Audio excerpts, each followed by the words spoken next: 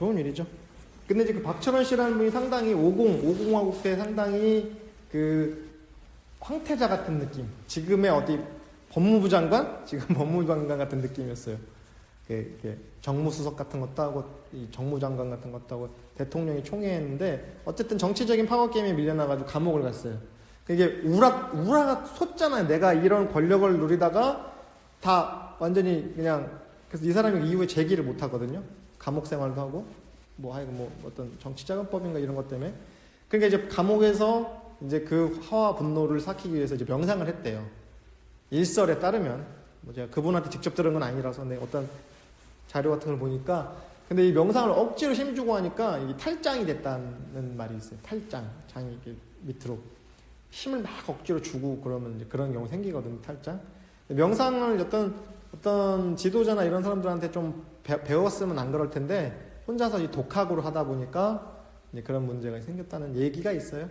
그래서 요는 억지로 힘주거나 이런 명상은, 특히나 명상은 이렇게 힘을 빼도 되나 싶을 정도로 사실 빼는 거죠. 힘을 주거나 어떤 특정 부위에 뭘 막 이렇게 힘을 막 뭉치거나 이렇게 설명하는 경우도 있는데, 저는 꼭 그런 거는 별로 좋게 보진 않습니다. 굳이 어떤 그 명상이 좀 본질적인 모습으로 본다면. 그래서 이렇게까지 내가 이완돼도 되나 싶을 정도로 이완하시는 거예요. 근데 봐봐요. 이렇게까지나 해도 될까는 누가 정하냐고요. 겨우 자기 기준이거든요. 그 자기 기준이 사실 사라지는 거죠. 우리가 임기응변 한다는 얘기 쓰잖아요. 임기응변. 그런 거 임기응변.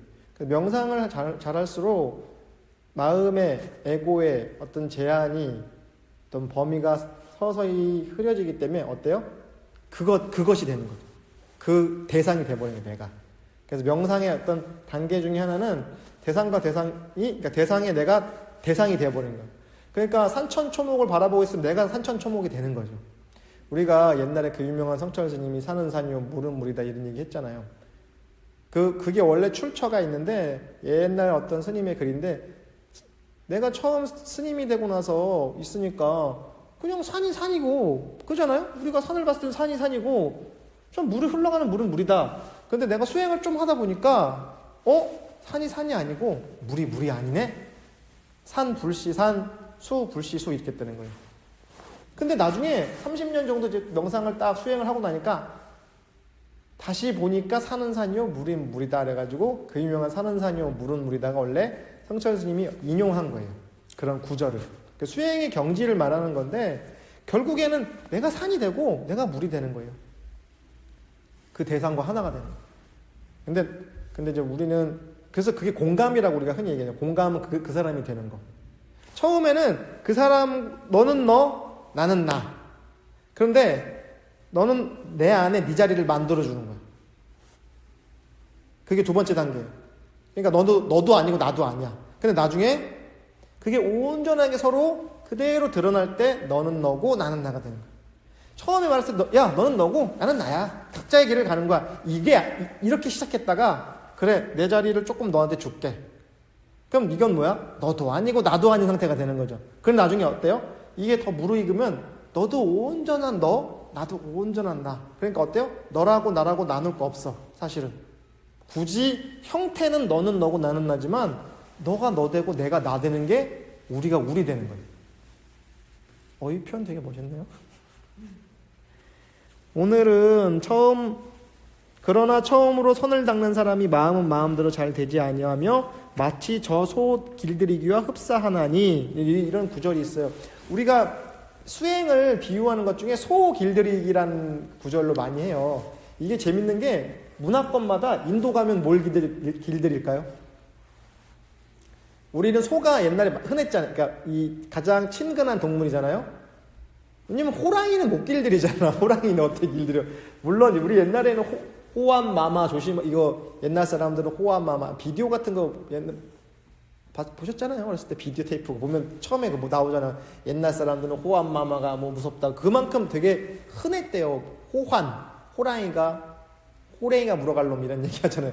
호랑이가 그렇게 많았다는 거예요. 우리나라에. 진짜 그렇게 흔했대요. 그래서 호랑이한테 진짜 물려간 일이 많았다는 거죠. 특히 이 산간에. 그리고 왜 조선왕조실록 같은 데 보면은 한양 도성에 호랑이가 갑자기 출몰했다는 기록이 종종 있어요. 그게 지금도 우리 인터넷 뒤져보잖아요. 뭐가 나와요 요즘에는? 산에서 저기 동네에 멧돼지가 출몰했다.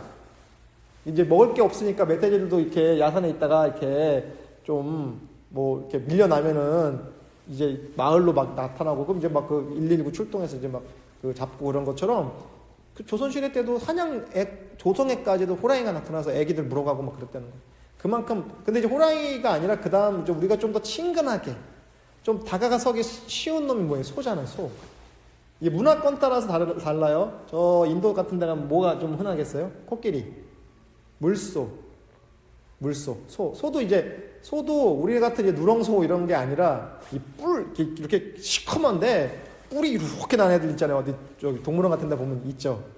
근데 걔들도 그거 밭 갈고 했단 말이에요. 그걸로 논 갈고, 농경 사회에는 그 물소한테 이제 그거 쟁기 매개 해가지고.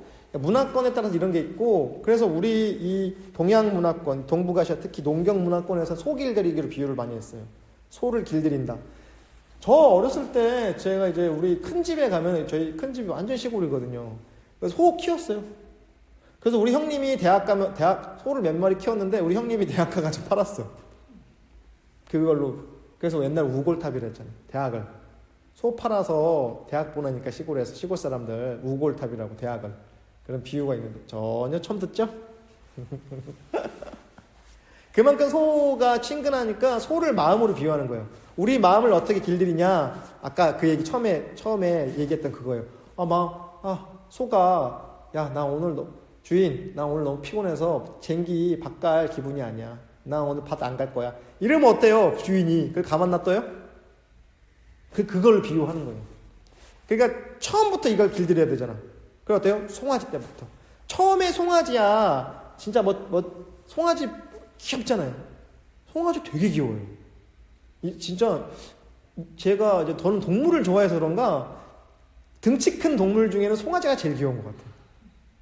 송아지도 엄청 크잖아요. 사실은 이 소가 기본적으로 크니까 송아지라고 해도 이거 감당 못해. 이 큰 놈 뭐 공중공중 뛰고 하면은 이거 성인들도 감당 못하는데, 제가 어렸을 때 그 큰 집에 가서 송아지 소 키우는 거 보면은 소도 기본적으로 참 저렇게 순할까? 순해요. 기본적으로 소들이 기본적으로 순해요. 그러니까 그냥 소 그 끈도 대충 그냥 내놓고 가 그냥. 그러면 얘가 하루 종일 거기 있어. 나무에 묶어놓으면 그냥 하루 종일 풀 뜯어먹고 있어요. 저기서 저렇게 슬렁슬렁 묶어놓고. 그래서 또 소는 그 끈 풀어지잖아요. 도망도 안 가. 집으로 오던가. 예.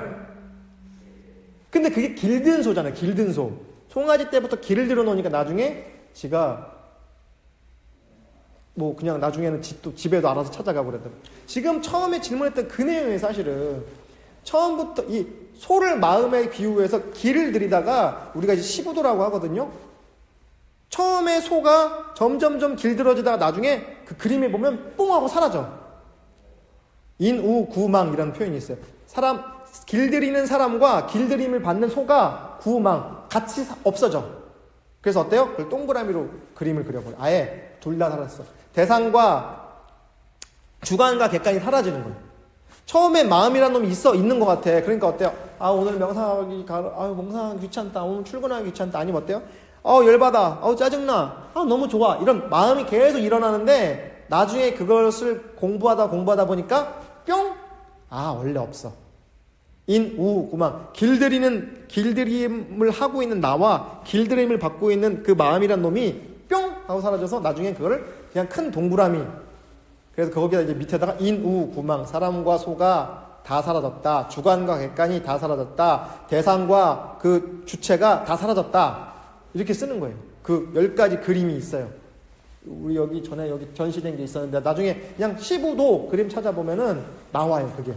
그래서 옛날 사람들이 그래서 전통적으로 불교든 원불교든 그것을 소 길들이는 걸로 비유했어요. 근데 소가 처음부터 길들이냐고. 송아지 중구난방 엉망진창인 송아지들은, 갓 태어난 송아지들은 엄마 옆에 붙어서 젖바나 먹다가 지가 뛰다가서 엄마가 어미소가 애도 되게 또 봐야 돼. 제 어린 기억에 제가 초등학교 4학년 때 큰 집에 방학 때 이제 놀러가 그 시골에 막 진짜 저희 그 큰 집이 시골 차부집이라고 해서 차부집 뭐냐면 종점 버스 종점에 아주 그 이런 시골이 있나 그 마지막 종점 그에 있는 집이었어요. 그러니까 얼마나 슈퍼가 어딨어. 상회 간판도 없어요. 라면이랑 새우깡만 팔아. 술 막걸리랑. 근데 이제 근데 큰 개천도로니까 얼마나 놀기 좋아. 그리고 학교 분교가 하나 있고. 그러니까 매 하루 종일 방학 때는 그냥 거기 가서 하루 종일 큰 집에서 며칠씩 한 달씩 살다 왔어요. 그러니까 저는 사실 도시 사람인데 제가 어렸을 때 그 큰 집에 기억이 있어가지고 참새 잡으러 다녔던 일, 그 산에 나무, 진짜 저희 큰 집은 나무를 했거든. 그 장작을 뗐어요. 꽤 오랫동안.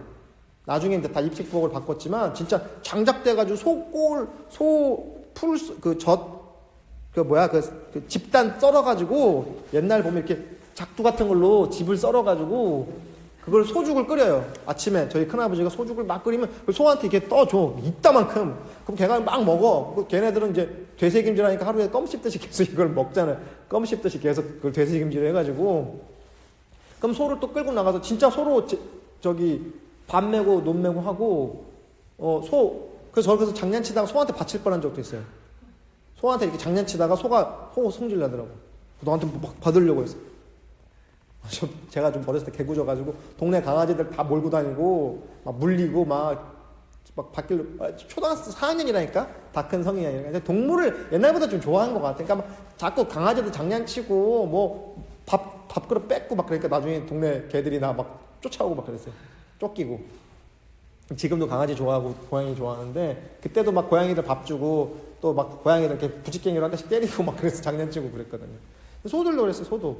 그래서 우리가 그렇게 친근하게 대상을 소라고 했지만 그게 마음에 든 얘기예요. 근데 처음에 그 송아지를 콧줄에 깨져.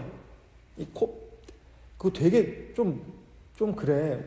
피 맞거든 난 또 그거를. 그럼 이제 적당히 이쯤 되면 이제 슬슬 길들여야 될 때가 되면은 이따 일종의 소의 입문식이야. 코를 이렇게 딱 꿰요. 그럼 이걸 해서 딱 꿰니까 어때요? 이렇게 인상 쓸 거 없어요? 우리 여성분들 귀도 뚫잖아요. 뭐 그거야 좀 친미적인 그게 있다지만 근데 이제 봤어. 그걸 팍 했더니 피를 막 흘리더니 피가 흘려. 근데 이제 그게 입문이야. 근데 그 지금 인상 이렇게 어떻게 불쌍해 그게 있죠. 처음에 우리 마음 길들일 때 그러는 거예요. 우리가 처음 마음을 길들인다 아니면 수행을 한다 명상을 한다 할 때 저도 이제 학교 다닐 때 기숙사 생활 하잖아요. 처음에 고등학생 때 아무리 처음에 영교시 가도 그래봤자 8시 전에만 학교 가면 되잖아요. 기억이 안 나요? 민호 씨 공부 열심히 했을 거 아니야. 영교시를 한다면 8시 전에만 가면 되잖아요. 제가 처음 이제 수행하니까 5시 일어나요. 그러니까 4시 반엔 일어나야 돼. 고등학교 졸업하고 이제 원불교 교무가 되려고 수행을 시작하는데 4시 반엔 일어나서 씻고 뭐 이렇게 좀 정리하고 법당에 가서 이제 명상할 준비를 좌선할 준비를 해야 된단 말이에요. 미치겠는 거예요. 너무 저는 또 잠이 또 그나마라도 잠이 많은 사람이라서 10시에 자도 4시 반에 일어나는 게 너무 고역인 거예요. 마치 진짜 이 콧뚜레를 딱 깨는 그런 거니까. 그러니까 얼마나 사실 모르는 사람이 봤을 때는 얼마나 안타까워. 맨 명상 시간에, 좌선 시간에 이 19살, 18살의 이 박대성이라는 사람이 진짜 이렇게 허리를 구부리고 졸고 있는 거예요. 여름엔 또 더워서 졸리고 추우면 추워서 졸려요. 근데 되게 일반적으로 법당에 뭐 난방 안 하거든. 그냥 겨울에 한겨울에 이렇게 옷 파카 입고 한여름에 그냥 이렇게 그렇다고 한여름에 반바지는 못 입잖아. 그럼 어때요? 이렇게 혼자 명상할 때나 반바지 입었지. 같이 여러 대중들과 함께 명상하는데 생활한복 입고 딱 이렇게 앉아 있어야죠.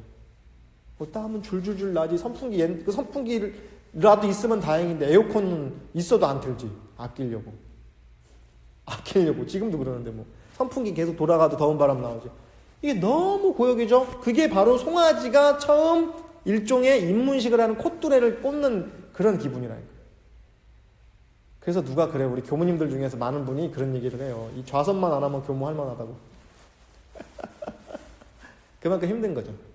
근데 그게 처음 길을 들이지 않으면 사실은 힘든 거예요. 그러니까 아무리 제가 여기에서 아까 말한 것처럼 본래 무일무리고 마음이 어디 있습니까? 기분이 태도가 되지 않게 해야 되죠 라고 말을 해도 사실 처음에 입문할 땐 그 마음을 이겨내고 와야 돼요. 아, 하기 싫다. 아, 그냥 오늘은 쉴까? 그 마음을 한번 이겨낼 필요가 있다고요. 그래서 사실은 처음에는 극기, 자기랑 싸움이 필요한 거예요. 제가 아무리 여기서 선방에서 말씀은 마음과 싸우지 마십시오. 마음과 화해하십시오. 라고 말하죠. 그것도 어느 정도 내가 승기를 굳히고 나서 얘기지, 처음에 초입에는 어느 정도 일정의 트레이닝을 해야 된다고. 강한. 군대 다녀서 알잖아요. 처음에 내가 일반인으로 삶으로 갔을 때 아침에 기상나팔 일어나면 저는 오늘 근무 쓰기 귀찮은데 저는 안 쓸게요. 이게 되냐고요. 안 되잖아요. 군대란 데가. 근데 여기도 마찬가지. 마음을 닦는 것도 사실 만약에 정말 내가 작정하고 어떤 수행의 길을 가야겠다, 아니면 명상가가 돼야겠다, 하다못해 특히 지도자가 되고 싶다. 제가 항상 하는 얘기가 있잖아요. 프로와 아마추어의 차이 얘기하는 거거든요. 프로와 아마추어의 차이가 있어요. 왜 전에 한번 얘기했을 텐데, 프로랑 아마추어가 무슨 차이가 있냐? 아마추어는 돈 내고 합니다. 프로는 돈 받고 해요. 선생님 그렇잖아요. 선생님이 처음부터 요가를 돈 받고 가르쳤겠냐고요. 그리고 요가 같은 거 지금도 계속 어디 보수교육이나 이런 거 받아야 되죠. 새로운 이런 게 나오면은 제가 알기로는 계속 배우러 다녀야 될 거예요. 아마 내가 강사로 버는 돈 못지않게 또 써야 될 거예요. 계속 교육 받아야 되니까. 근데 그건 일반 사회도 마찬가지죠. 자기 어떤 기능이나 어떤 삶의 이런 거를 더 높이기 위해서 어때요? 거기에 대한 자기 투자를 해야 되거든요. 그래서 지도자는 자기가 돈 받는 값을 해야 된다고요. 제가 여기서 물론 돈 받고 가르치진 않지만 제가 아무 얘기나 여기서 대충 제가 어서 책 보고 어제 책 보고 오늘 그거를 그냥 외워서 얘기한다고 하면 이게 여러분 금방 압니다. 저 사람 저거 어디서 책 보고 하는 거냐, TV 보고 유튜브 보고 하는 거냐, 이거 금방 티가 날 수밖에 없어요. 마찬가지일걸요? 내가 어디 가서 배워도 저 강사가 진짜 잘하는 요가 강사인지 아니면 진짜 이렇게 이제 겨우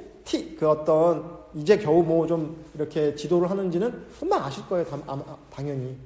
그 분야도 마찬가지일 거야. 우리 민호 씨가 일하는 그 분야도 마찬가지. 저 사람이 진짜 그 분야의 전문가냐? 아무리 말을 뻔지르르 해도. 근데 거기까지 가기 위해서는 어때요? 여러분들도 마찬가지예요. 탈이 찢는 고통을 겪지 않고 어떻게 지도를 할 수 있겠어요? 그렇지 않습니까? 당연히. 학교에서 공부했을 때 그 과정을 거치지 않고 많은 고객들을 만났을 때 그 자존심 상하는 일을 겪지 않고 자녀를 집에서 가사를 돕는 것도 마찬가지죠. 그래서 처음에 들어갈 때는 한번 눈물이 찔끔 난다고요. 근데 그 과정을 겪지 않고, 그러니까 한겨울 매화 향기의 그 북풍의 차가운 그 바람을 맞지 않고는 봄의 매화 향기가 코끝에 팍 오지 않는다고요. 그 한겨울에 코끝이 쨍한 느낌을 받지 않고는 봄날에 아름다운 꽃이 피지 않는다는 얘기예요. 그래서 처음에는 그래도 그런 어떤 극기의 경험, 그게 마치 여기서 비유하는 대로 송아지가 콧뚜레를 꿰는 그 단계는 어느 정도 거쳐줘야 돼요. 근데 예를 들어서 가끔 정말 가뭄에 콩나듯이 여러분처럼 매주가 아니라 그냥 1년에 한 번 템플스테이 가자. 이거면 이제 얘기가 달라지지. 콧뚜레 킬 필요 없지. 그냥 2, 3일만 참으면 되는데. 근데 여러분이 매주 이렇게 시간을 내서 명상한다는 건 사실은 상당히 공력을 들이는 거예요. 여러분 아침에 일어나서 씻고 전철을 타고 여기까지 오는 그 과정도 명상인 거예요. 그쯤 되면. 극기의 과정입니다. 이거 자체가 극기의 과정. 그리고 여기서 앉아서 20분이고 30분이고 앉아있는 거. 저 떼떼떼떼 정말 랩하듯이 쏟아내는 저 얘기를 듣고 있는 것도 일종의 극기의 과정인 거죠. 그래서 그 과정을 한번 맛보지 않고는 제가 늘 얘기하죠. 아까도 그 얘기 했잖아요. 지난주에도 그 얘기, 무릎팍이 아파서 이러다가 불구가 되면 어떻겠냐 하니까 지금은 즐기는 거죠. 이제 그쯤 되면은 즐기는 거예요. 제가 아는 지인 중에 김덕수 사물놀이패 아시죠? 그분 제자가 있어요. 이분도 대학 교수님이에요. 사물놀이 이런 그런 기악 같은 거 타악 같은 거 가르치는 고수 중에 고수죠. 김덕수 선생님 제자니까. 그리고 같이 공연도 막 하고 그러니까. 제가 대학 다닐 때 풍물패를 했었거든요. 잠깐 대학 다니는 동안. 어울리지 않죠. 제가 상세였어요. 어쨌든 그분한테 이제 그런 얘기예요. 선생님 요즘도 연습하세요? 그랬더니 그분이 뭐라는 줄 아세요? 지금은 잘 안 하는, 그러니까 지금은 죽기 살기로 안 해요. 왜? 이제 잡으면 어느 일정 정도 넘어가잖아요. 임계점을 넘어가면은 저절로. 몸이 저절로. 그래서 저는 요즘에 그렇게 열심히 안 합니다. 그러는 거예요. 오히려. 즐기지. 공자님도 그런 얘기 했잖아요. 호학하는, 그러니까 학문을 좋아하는 사람은 많겠지만, 그러니까 학문을 열심히 하는 사람은 많겠지만 나처럼 좋아하는 사람은 없다. 즐기는 사람 없다고. 즐기는 사람은 못 이긴다는 얘기죠. 근데 재밌는 거 있어요. 왜 우리 인터넷 찾아보면은 그 김제동 관점이 있고 똑같은 얘기예요. 서장훈 관점이 있어요. 서장훈은 농구 둘 다 일가를 이룬 사람이잖아요. 김제동은 약간 그런 관점이에요. 즐겨라. 젊은 시절 청춘을 즐겨라. 우리가 안 해본 것도 도전해라. 이런데 서장훈은 즐기는 거 없다. 죽기 살기로 해도 될까 말까다. 혹독하게, 예를 좀 러프하게 얘기하면 혹독하게 채찍질 해가지고 즐기는 거 그런 말 듣지 마라. 어떤 한 분야의 경제에 이르기 위해서는 진짜 죽기 살기로 온 몸을 내던지고 해야 된다. 근데 사실은 둘 다 맞죠. 전후를 놓고 비하면 어떤 일가를 이루기 위해서는 사물놀이 정말 힘들거든요. 토해요. 서서 이렇게 사물놀이 이렇게 막 들고 뛰어다니면 치잖아요. 나중에 이제 토 나와. 손 다 까지고. 예. 그리고 밤에 잠을 못 자요. 왜? 귀에서 그 꽹가리 소리 나가지고. 진짜 꽹가리 소리 나가. 이 자려고 누우면은 합숙훈련 같은 거 하거든요. 일주일씩. 저도 대학 다닐 때. 다 진짜 하루 왼종일 연습하고 누워있으면 어때요? 이 꽹가리 북소리, 막 징소리가 머릿속에 터질 것 같아. 근데 일정 부분 넘어가면 어떤 줄 알아요? 모든 게 이제 다 사물놀이 장단이야. 덩기럭 퉁더러러 어서오세요. 무슨 국거리 장단, 무슨 사마치 장단, 그게 머릿속에서 이제, 근데 그쯤 되면 어때요? 귀찮지 않아. 이게 이런 거 있어요. 장단 맞추는 거 있어요. 막 쿵떡 걸어다니면서 쿵떡 이거 누가 안 시켜도 그렇게 해. 근데 처음에는 아이고 좋겠다. 여기 다 반창고 붙이고 이거 토할 것 같고 머릿속에서 막 이 꽹가리 소리 계속 나고 그래. 그 과정이 넘어가면 어때요? 쿵떡 걸어가면서 쿵떡 나중에 어때요? 모든 게 다 그걸로 들리는 거야. 명상이 마찬가지. 처음에는 힘들어 죽겠어. 이 다리 앉아서 이 다리 아파. 내 뭐 하는 짓인가? 내 이 바쁜 시간 내가 왔는데 이거 하고 앉아 있어야 돼. 근데 그 정도 어느 정도 되면은 괜찮아. 앉을만해. 10분은 5분은 버틸만하네. 10분은 버틸만하네. 나중에 이제 1시간도 쭉 가는 거야. 30분 이상 가면요. 1시간 가요. 제가 30분 이상 안 하는 이유는 제 몸으로 체험해 본 결과 30분 이상 이게 그러니까 물 끓는 것 같아. 100도까지 가는 걸 이후에는 우리가 라면 끓일 정도의 100도씨만 있으면 되지 용광로에서 쇠를 녹일 게 아닌 이상은 100도씨 정도 끓으면 된다니까요. 그러니까 제 경험상 선은 30분 이상 굳이 30분 이상 할 필요 없다는 게 제 결론이에요. 어떤 분들은 5분도 얘기하고 막 그래요. 5분 이상 안 하는 분들도 있는데 저는 그냥 러프하게 초보자든 중급자 정도 되면은 30분 정도 앉아있으면 충분히 어떤 산매? 이런 거는 체험할 수 있다. 그리고 굳이 산매가 목적이 아니더라도 30분 정도 앉아있는 거는 자기 극기를 위해서도 그 정도는 딱 적절하다. 그 이상 넘어가면 사실 관절에도 무리가 많이 가고 정신적으로도 굳이 한 1시간쯤 가면 내 돈 나중에 다 딴 생각해요. 아예 딴 생각을 일로 하고 있어. 언제 끝나지? 저녁, 점심 뭐 먹지? 이렇게 가요. 근데 뭔가 몰입의 느낌, 플로우하는 느낌 같은 거는 30분 정도면은 딱 적절하다 싶어서 제가 30분 이상은 안 하는데, 제가 전에 12시간씩 했다 그랬잖아요. 그때 50분씩 끊고 10분 쉬고 50분씩 하고 10분 쉬고 했는데, 그건 제가 이제 트레이닝이니까. 총 사격 연습 마찬가지로 100, 200, 150 이런 거 했잖아요. 군대 있을 때 엎드려 쏘고 앉아 쏘고 이런 거 할 때 남자들 군대 가면 100, 200, 250, 100 이게 뭐냐면 미터 100m, 150m 이렇게 총 쏘는 연습하는데 그게 속달을 내면 나중에 어때요? 대충 툭툭 쏘겠죠. 총을 이렇게 툭툭 쏘겠죠. 근데 맞겠죠. 그 어떤 유명한 화가 옛날 사람 그분이 자서전인가 어디 기사인가 뭐라 했냐면 자기는 붓을 던져도 그림이 된다는 거예요. 완전 거만하죠. 근데 붓을 얼마나 던졌겠어요. 그 과정을 우리가 안 보니까 그 과정이 그 과정은 내가 못 봤기 때문에 와 저렇게 거만하다는 거 아니에요. 그 사람이 그래서 붓을 한번 던져서 그림을 그리기까지 죽기 살기로 했을 거 아니에요. 그러니까 사실은 서장훈의 의견과 김재동의 의견은 둘 다 옳아요. 어느 정도 경지가 되기까지는 정말 죽기 살기로 해야겠죠. 명상이든 성인이든 수행이든. 근데 그 이상 가면 즐기는 거. 이제는 흐름에 맡기는 거예요. 새가 처음에 날라고 할 때 어때요? 지면에서 날라고 할 때 진짜 푸드덕푸드덕 하죠? 근데 나중에 공중을 날 때 어때요? 공중을 날 때도 그렇게 날아요? 힘들어서 못 날아. 푸드덕거리지 않아. 공중에 날 때 어때요? 흐름 타고 가는 거죠. 흐름 타고. 공기의 흐름을 다 몸을 맡겨서. 장자나 이런 데 책에 보면 그런 구절이 있죠.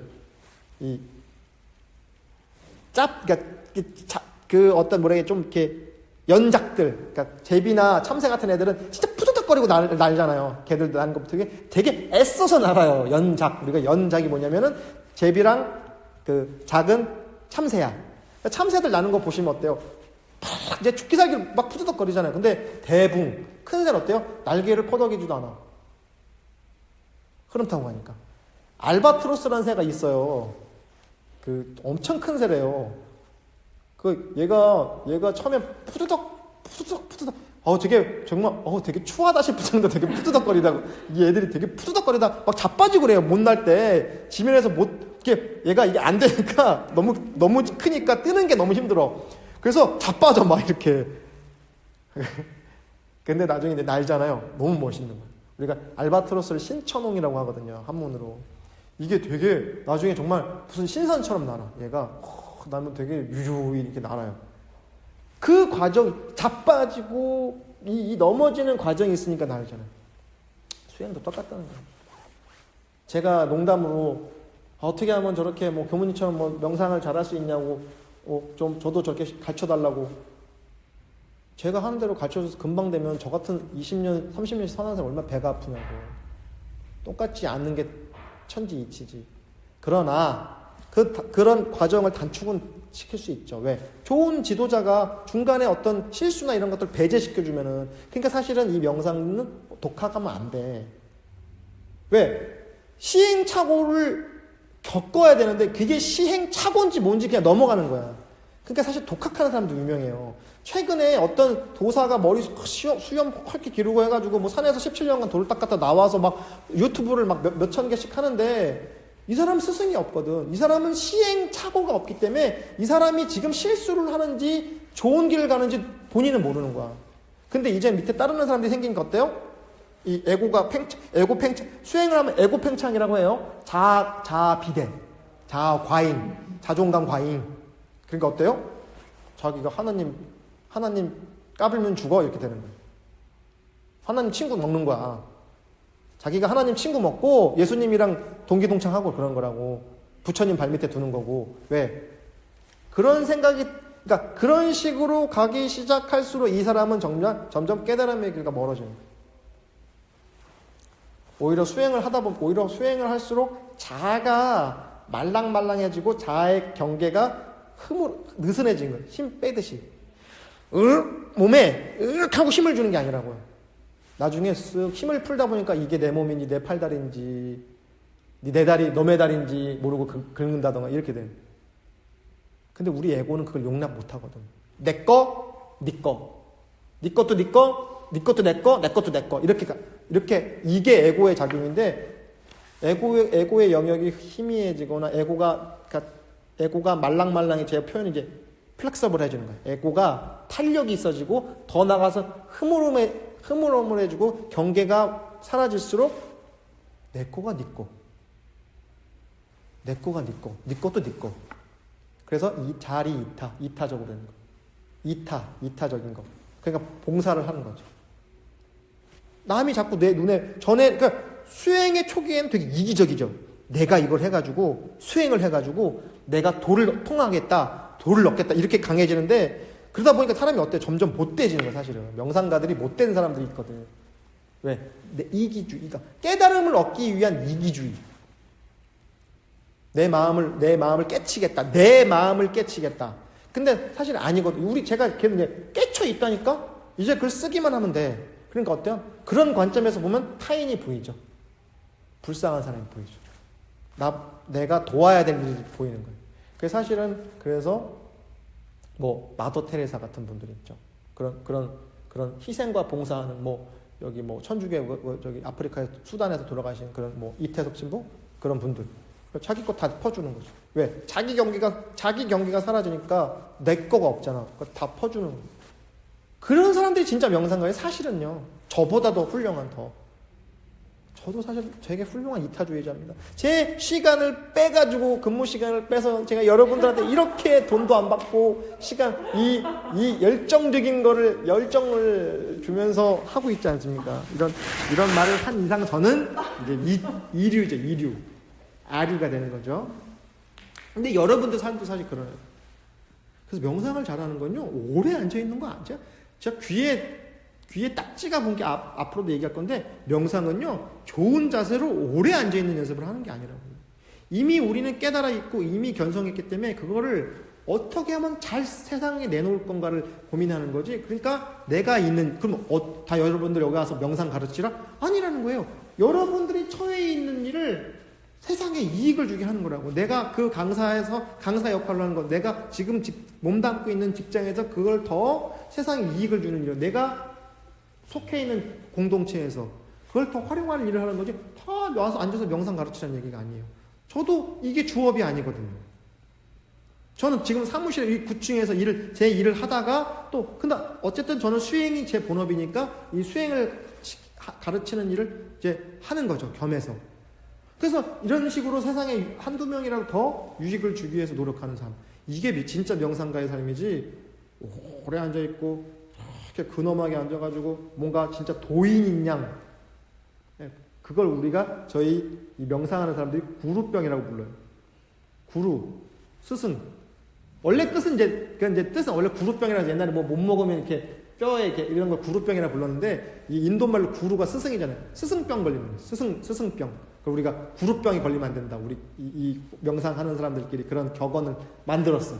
구루병에 걸리지 말자. 스승병에 걸리지 말자. 저도 맨날 그러거든요. 제가 지금은 여러분들 앞에 이렇게 많이 떠들고 어떻게 수행을 어떻게 하세요, 명상을 어떻게 하세요 가르치지만 여기서 저랑 자리 바꿀 수도 있다니까요.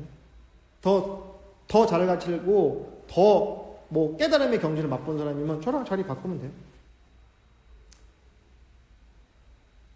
소길들에게 얘기를 하다 보니 이렇게 얘기가 나왔습니다. 그래도 어쨌든 무릎팍 좀 아파가지고 벽도 잡아보고 이런 경험이 있은 후에 좋은 지도자는요, 성공한 지도자가 아니에요. 실패한 지도자가, 실패를 맛본 사람이 더 훌륭한 지도자가 될 수 있어요. 지금 이제 월드컵 시작했죠. 저는 축구를 별로 좋아하진 않아가지고 사실은 월드컵을 하는지 모르겠는데 시작했다더라고요. 우리 2000년 월드컵 때 그 지도자 누구예요? 그 네덜란드 그 사람 누구야? 히딩크는 선수 시절에 별로 그렇게 이름이 날린 그냥 별 볼 일 없는 선수였대요. 선수 때. 역으로 그렇기 때문에 그런 실패를 맛본 사람이기 때문에 훌륭한 지도자가 되지 않았나 싶어요. 베트남에서 정말 끝발을 냈던 박항서 감독 있죠. 우리나라 박항서 감독. 그 사람도 선수 시절에 그 이름 별로 없었던 사람이에요. 훌륭한 지도자는 오히려 실패를 충분히 맛본 사람입니다. 제가 지난주 얘기했던 것처럼 불행을 충분히 맛본 자만이 행복의 단 맛을 보는 것처럼 실패라는 걸 경험해보지 않고는 성공을 지도할 수 없다. 라는 말씀을 드리면서 오늘을 좀 마무리해보도록